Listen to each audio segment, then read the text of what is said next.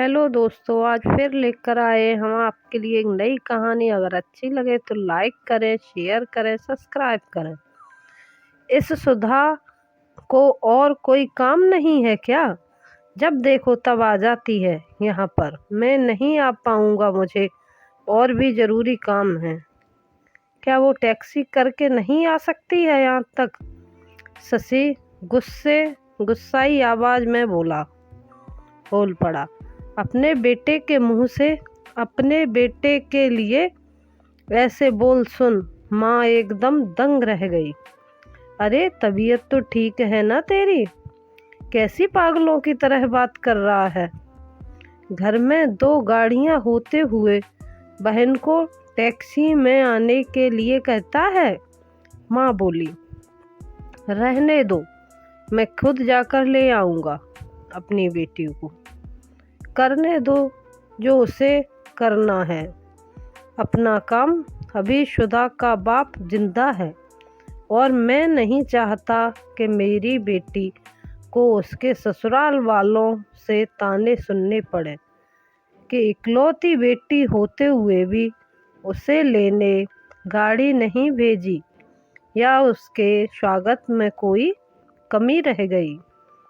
पापा ने बेटे को अपनी नाराजगी जताते हुए कहा, आप दोनों समझते नहीं हो मम्मी।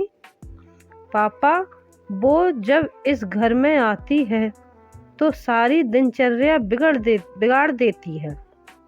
वो तो आराम से बैठी रहती है किसी महारानी की तरह, पर हम सब को उसकी आवभगत में लगना पड़ता है। मेरी पत्नी का तो पूरा दिन ही दीदी और जीजाजी के आगे पीछे उनसे ऑर्डर पूरे करते हुए निकल जाता है। गुस्से से शशि बोला, आज क्या हो गया है तुझे? कैसी बहकी बातें कर रहा है?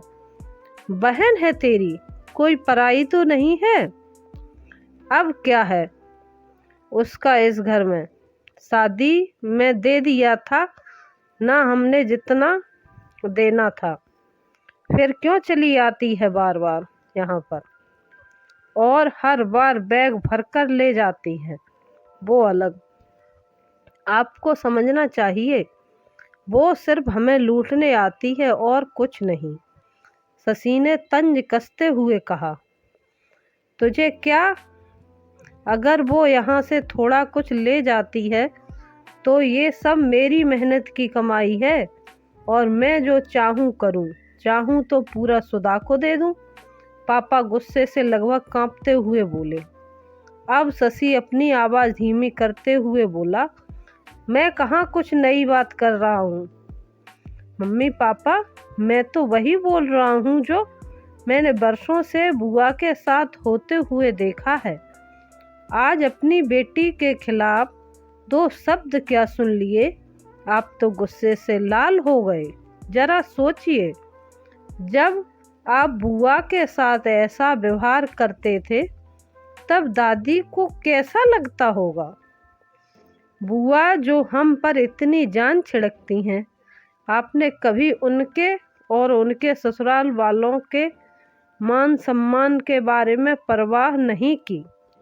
उन्होंने कभी भी आपसे कुछ नहीं मांगा, बल्कि हर बार वो अपने साथ कुछ ना कुछ लेकर ही आती। लेकिन आपका व्यवहार कभी भी उनके साथ अच्छा नहीं रहा। दादी ने भी आपसे कभी नहीं कहा कि मेरी बेटी को पैसे दे दो या कुछ खरीद कर दे दो। फिर भी दादी को आपके यहाँ इतनी भी परवाह नहीं थी कि वो अपनी बेटी को कुछ दिनों के लिए अपने पास बुलाकर रहने दें।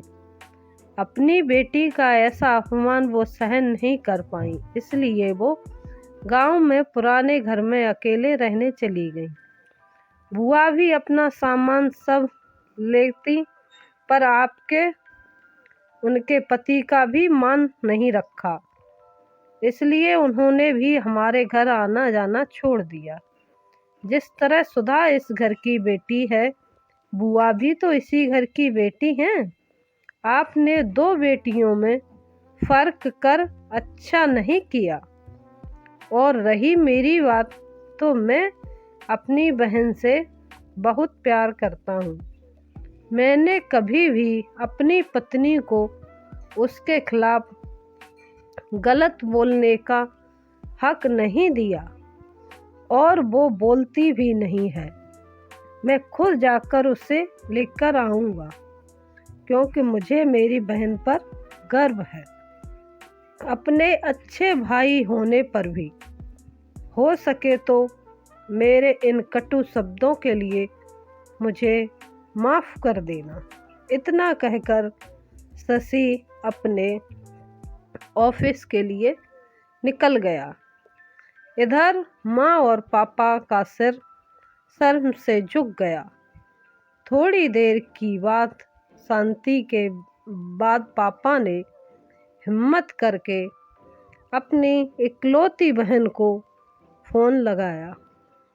बहन के फ़ोन उठाते ही वो बहुत ही फूट फूट कर रो पड़े और बोले, दीदी आप हमें माफ़ कर दीजिए। हमने इतने साल आपके साथ जो भी व्यवहार किया है उसके लिए हम सच में बहुत ही शर्मिंदा हैं। दीदी आपकी बहुत याद आ रही है। आप अपने घर आ जाइए हमसे मिलने। अगर आप कहें तो मैं जाता हूँ आपको लेने के लिए। दूसरी तरफ से दीदी भी रो रही थी। वो भाई के इन थोड़े से ही शब्दों में पिघल गई थी और बोली, मैं तुझसे नाराज नहीं हूँ भैया। मैं जीजा जी को सारी बात बताकर जरूर आऊँगी। दोस्तों, बेटी तो बेटी होती है, बहन हो, बहू हो या बेटी हो, तीनों में कोई फर्क नहीं करना चाहिए। इन्हीं से घर की शोभा होती है और इन्हीं से घर खुशियों से भरा रहता है। पूरी कहानी बेटी और बुआ।